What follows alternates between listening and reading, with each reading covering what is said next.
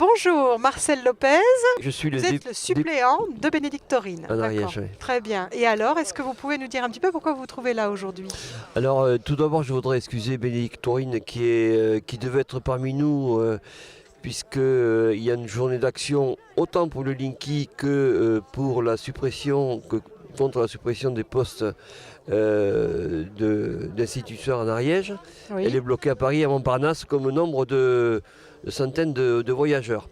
d'accord. Donc l'idée, enfin en tout cas nous soutenons ces mouvements parce que nous pensons que ce sont de nouvelles portes qui s'ouvrent dans une société de plus en plus autoritaire, de nouvelles portes de contestation Mhm.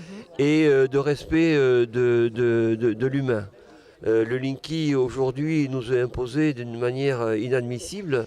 Nous savons déjà qu'il y a dans cette société, nous savons qu'il y a des gens qui sont sensibles aux ondes qu'il émet, mais nous savons aussi qu'il y a du gaspillage et il y a des vidéos qui ont montré la somme de compteurs bleus qui ont été jetés à la poubelle alors que il faut économiser, alors qu'on nous demande aujourd'hui, on veut faire de l'extraction, de l'extractivisme, qui va chercher encore des minéraux, qui va chercher encore comme je pense au tungstène, des choses comme ça.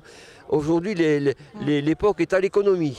Oui, Euh, alors qu'en fait, on jette à la poubelle, même si on dit soi-disant qu'on les recycle, on jette à la poubelle 35 millions de compteurs. Exactement. Mhm. Donc ça, c'est un des aspects qui nous choque beaucoup. Voilà. Mhm. Et ensuite, donc, le troisième point, c'est celui des militants qui, aujourd'hui, font preuve de beaucoup de courage pour aider les personnes qui sont obligées d'accepter le compteur sous la contrainte. Donc des militants s'exposent pour protéger ces personnes-là et voilà qu'ils sont sous le coup d'une inculpation Mhm. alors que Enedis n'a pas réglé le problème de la légalité, hein, Mhm. Tout de à ces fait. contenus, alors qu'il y a des élus comme le maire de Louveau qui est en justice Mhm. et donc tous ces aspects pour nous sont des atteintes aux droits de l'homme, quoi. Mhm. En Et sachant qu'au niveau de la France insoumise, vous avez soumis plusieurs questions écrites, et là une question orale dernièrement, et même une proposition d'amendement pour essayer de défendre justement le droit qu'auraient les gens de choisir, sachant qu'il y a les gens qui ont le compteur à l'intérieur de leur logement, en fait, de facto, ils ont plus de droits que les gens qui ont le compteur à oui. l'extérieur, qui eux n'auraient pas le droit de choisir Ah, finalement. ouais, ouais, ouais. Ben oui, la réalité est extraordinaire finalement, hein, puisque Mhm. on impose le compteur à ceux dont il est accessible. C'est ça. Or, Mm. ceux qui l'ont à l'intérieur ont moins de soucis. Donc on voit bien que là, il y a des inégalités. Oui, à l'Assemblée nationale, nous avons posé des questions écrites Mhm. sur cet aspect autoritaire, quoi, hein. Mhm. Je C'est crois ça. qu'aujourd'hui, les gens ont acquis de nouvelles expériences, ont une maturité dans l'appréhension des choses et il faut en tenir compte, quoi. Et en Donc, plus, on nous dit que c'est l'Europe qui l'impose, mais que en fait, la loi de transition énergétique ne fait que traduire en droit français une directive qui nous imposerait cela. Mais en fait, on a même d'ailleurs une lettre envoyée par la Commission européenne qui avait été sollicitée par rapport à ça par des collectifs et à qui on a répondu qu'en fait, c'était les États qui disposaient, qui étaient libres de choisir la mesure dans laquelle il allait appliquer ou non ces directives. Il y a des États membres de l'Union européenne qui ont décidé de ne pas déployer ou de laisser le choix à leurs concitoyens. Donc on ne peut pas s'appuyer sur l'Europe pour dire que c'est obligatoire. Et même au niveau de la loi de transition énergétique, il n'y a rien dedans qui est écrit noir sur blanc que les usagers sont obligés de l'accepter. Donc je ne vois pas pourquoi Enedis continue à s'acharner sur les gens, avec quelque part quand même la complicité du gouvernement qui refuse d'intervenir sur le sujet depuis deux tout à ans fait, oui. et qui maintient cette situation de bras de fer contre une population qui devrait avoir le droit de choisir, quoi. Tout à fait, tout à fait. Ben, on peut faire le parallèle avec la question du glyphosate, hein. On est sur Mhm. les mêmes dimensions. Une Europe qui impose des réglementations où les États n'ont pas le choix quelquefois, mais aussi où il appartient aux nations de prendre des décisions Bien sûr, qui les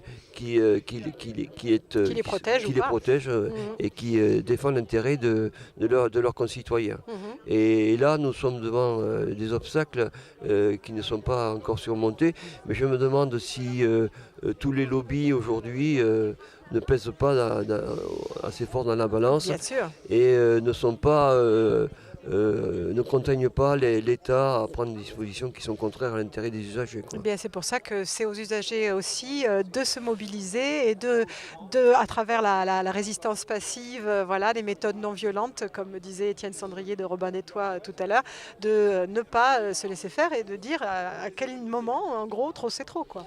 Je pense que dans l'avenir, la mobilisation des gens, leur prise de conscience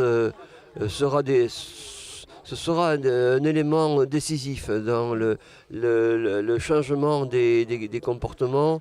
L'attitude de nos dirigeants devront de plus en plus tenir compte de cette mobilisation passive, mais aussi active Oui. de ces gens qui prennent conscience de la réalité qui s'entoure dans un monde de plus en plus compliqué où les questions technologiques prennent le pas sur les rapports humains. Exactement, tout à fait. Tu connais peut-être le film Take Back Your Power, Reprenez votre pouvoir.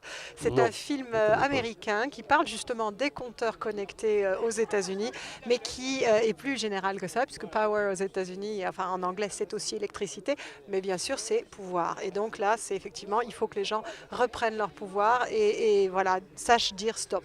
D'accord. À bientôt. Nous participerons aux réunions que vous organisez à ce propos. Tout à fait. Eh bien, on va continuer notre action en Ariège et, Ouais. et partout au niveau national parce qu'on est un des 1000 collectifs qui existent Tout à maintenant fait. en France. Le Linky n'est quelque part une étape dans une évolution de société que l'on cherche à Ouais. faire à venir. Et en fait, cette société, on la refuse. Nous, c'est une société Tout à fait, ouais. déshumanisée. Mais nous parlions tout à l'heure avec un groupe d'amis d'un vieux film de science-fiction des années 60 qui s'appelle Le Prisonnier. Mhm. Je ne sais pas si... Je ne connais pas, non, mais... Prisonnier, donc, c'est dans une société déshumanisée. Le prisonnier lui-même est persécuté et suivi par un grand ballon blanc. Mhm. Et il ne cesse de répéter, je ne suis pas un numéro, je ne suis pas un numéro. Ouais, et bien justement, on veut nous transformer en source de données, en source de numéros, Exactement, voilà. et on ne veut pas. Surveillé de partout. Exactement, voilà. Et ben, nous Bonne résisterons continuation. contre cela. En tout Merci cas, nous, beaucoup, on vous Marcel soutient. Lopez, et merci à Bénédicte Torine donc, de son soutien Entendu. également. Parfait, bonne continuation. Merci.